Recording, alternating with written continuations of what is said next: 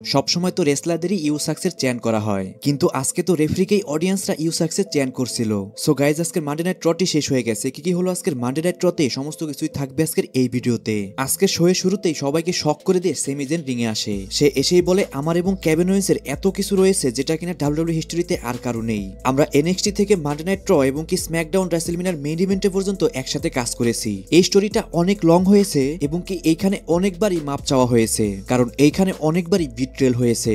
But এইবার Kevin Weil's যা করেছে তা মাপ পাওয়ার মতো নয়। তুমিও জানো, আমিও জানি এটা ডিফারেন্ট, কারণ তুমি এবার আমার ক্যারিয়ার শেষ করতে চেয়েছো। তুমি সমস্ত সীমা পার করে দিয়েছো। আমি এখনো মেডিকেলি 100% ক্লিয়ার নই, তারপরও আমি এসেছি তোমার সাথে ফাইট করার জন্য। তুমি চাও আমাকে টরেন্টোতে, আমিও সেটাই চাই, এই ফাইটটি করতে। তখনই সেখানে অ্যাডাম পিয়ার্স চলে আসে। সে এসেই বলে, আমি জানি তুমি এবং কেভিন ওয়েন্স এই ম্যাচটি চাও, এমনকি সমস্ত অডিয়েন্সরাও এই ম্যাচটি চায়, বাট এই ম্যাচটি আমার উপর নির্ভর করছে। তুমি এখনো মেডিকেলি ক্লিয়ার না, তাই তুমি ম্যাচটি ফাইট করতে পারবে না। I am sorry. তারপর সেমিজেন বলে, তুমি জানো এটা সেই সেমিজেন না, এবং এই সমস্যাটাও সেম না। তখনই অ্যাডাম পিয়ার্স বলে, যখন কেভিন ওয়েন্স তোমাকে পাইল ড্রাইভার হিট করেছিল আমি সেটা থামাতে পারিনি। এখন যদি কেভিন ওয়েন্সের সাথে তোমার আমি আবারও ম্যাচ দেই, সেইখানেও যদি কেভিন ওয়েন্স তোমাকে পাইল ড্রাইভার হিট করতে যায়, তাহলেও কিন্তু সেটা আমি থামাতে পারবো না। এই ম্যাচটা যদি হয় তাহলে এইটাই হবে সেমিজেনের শেষ ম্যাচ। তাই তুমি ভেবে আমাকে বলো আমি এখানে কি করব। তারপর সেমিজেন রিং থেকে নিচে এসে অ্যাডাম পিয়ার্সকে বলে, তুমি জানো আমি কি চাই, আমাকে এই ম্যাচটি দাও। তারপর অ্যাডাম পিয়ার্স বলে, তোমার এবং কেভিন ওয়েন্সের ম্যাচ এলিমিনেশন চেম্বারে হবে,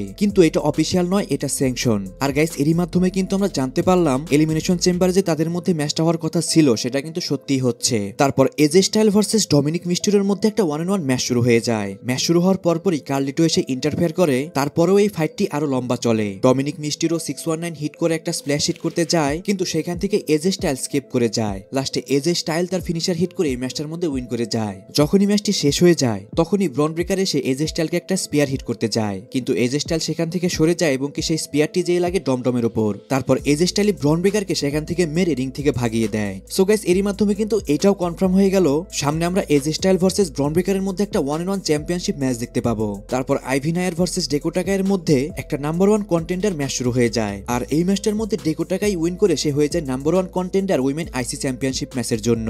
তারপর গুন্থার যেভাবে অডিয়েন্সদের মধ্যে থেকে জেউসো এন্ট্রেন্স করে, ঠিক সেই জায়গায় থেকে গুন্থার এন্ট্রি নেয়। আর সে এসে অডিয়েন্সদের অনেক কিছুই বলতে থাকে। সে বলে, তোমরা কেন জেউসোকে এত চেয়ার করো? জেউসো এইটা ডিজার্ভ করে না। আমি এর আগেও জেউসোকে কয়েকবারই হারিয়ে দিয়েছি, তাই তোমরা যারা মনে করছো জেউসো রয়্যাল রাম্বল যেহেতু উইন করেছে আমাকে হারিয়ে দিবে, সেটা কখনোই হবে না। আমি বেস্ট রেসলার ইন দ্য ডাব্লিউডব্লিউই, আমি জেউসোকে খুব সহজেই রেসেলমিনাতে হারিয়ে দিব।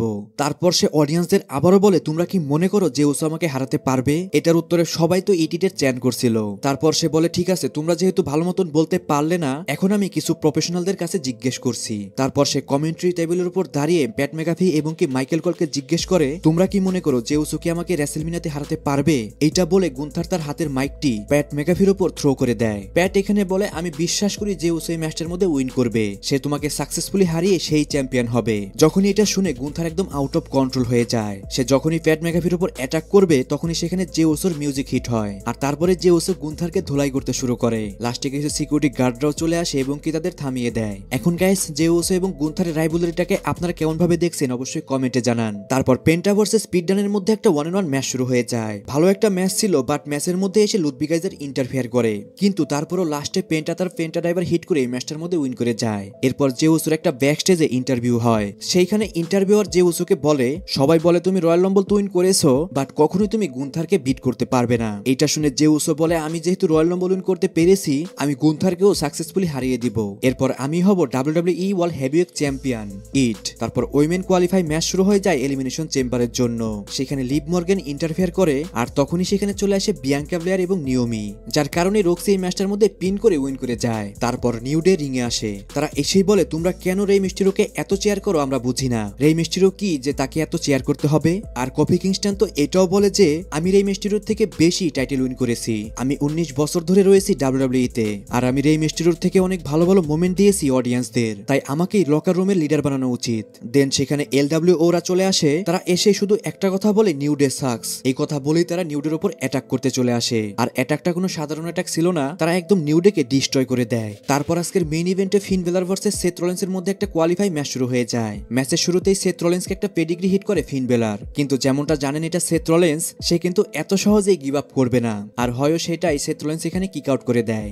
দেন ইনক্রেডিবল ইনক্রেডিবল একটা ম্যাচ হয়। আর যেমনটা আমরা জানি সেথ রলিন্স এবং ফিন বেলারের মধ্যে পুরনো একটা হিস্টোরি রয়েছে, তাই পুরনো যারা যারা অডিয়েন্স রয়েছে তাদের কাছে এই ম্যাচটা তো ভালো লাগবেই। ম্যাচের এক পর্যায়ে সেথ রলিন্স ফিন বেলারকে একটা পেডিগ্রি হিট করে। সে যখনই ফিন বেলারকে পিন করে তখনই রেফরি দুইবার কাউন্ট করার পরে থেমে যায়, যেটা দেখে অডিয়েন্সরা রেফরিকে রেফরি সাকসেস চ্যান করছিল। কিন্তু গাইস এটা আসলে রেফরির দোষ নয়, এটা ফিন বেলারেরই প্রবলেম, কারণ সে কিক আউট করতে একটু দেরি করে ফেলেছে।